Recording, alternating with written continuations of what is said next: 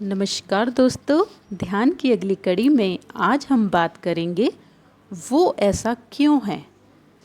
अपने जीवन के सफ़र में हमें ना जाने कितने लोग मिलते हैं। कुछ का साथ ऐसा होता है जो हमारे जीवन के साथ साथ चलता है और कुछ हमें हमारे जीवन के पलों के बीच बीच में आकर मिलते रहते हैं और बिछुड़ते रहते हैं।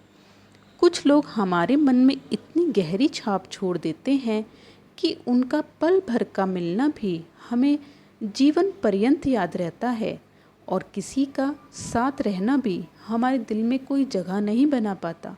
बस एक जीवन चलता जाता है जिसमें सिर्फ उस रिश्ते को निभाने भर की जिम्मेदारी होती है और मन अक्सर सोचता है कि आखिर वो ऐसा क्यों है, क्यों वह व्यक्ति मेरी बात नहीं समझता। हमें उसके हर क्रियाकलाप से एक परेशानी महसूस होने लगती है और मन जब भी उस व्यक्ति के संपर्क में आता है तो खिन्न सा हो उठता है। पर क्या हमने कभी ध्यान से ये जानने की कोशिश की क्यों वह व्यक्ति ऐसा है, या बार बार किसी बात को समझाने पर भी वह उसी तरह की हरकत क्यों दोहराता है। शायद हम लोग स्वयं को कभी उस तराजू में रखकर तोल ही नहीं पाते जिसमें रखकर हम दिन भर उस व्यक्ति की तुलना करते रहते हैं। इस संसार में हर प्राणी का एक स्वभाव है जो सिर्फ उसी का है। ये स्वभाव ही उसकी पहचान है। वह अपने दैनिक क्रियाकलाप इसी से प्रेरित होकर करता रहता है। ये स्वभाव, ये पहचान ईश्वर ने सभी को दिया है। अब ये जो स्वभाव है ये किसका कैसा है, कई बार तो इंसान को स्वयं खुद के स्वभाव को समझने में पूरा जीवन निकल जाता है।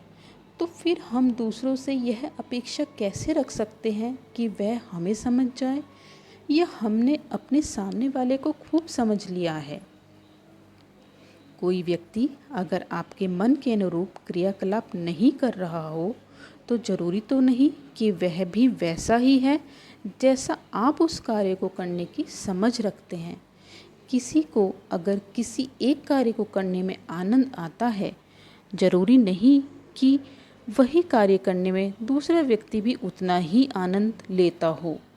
सकता है आपको लोगों से मिलना जुलना खूब पसंद हो, पर आपके साथ रहने वाले व्यक्ति को एकांत पसंद हो, वह एकांत में ही अपने जीवन को सफल मानता हो सकता है आपको खूब खिलखिलाकर हंसना पसंद हो और उसको सिर्फ मुस्कुराना पसंद हो। पर हम सिर्फ अपने स्वभाव के तराजू में तौलकर दूसरे व्यक्ति को अच्छा या बुरा नहीं कह सकते। हमें ज़रूरत है उस व्यक्ति के संपर्क में आने पर उसको ध्यान से समझने की।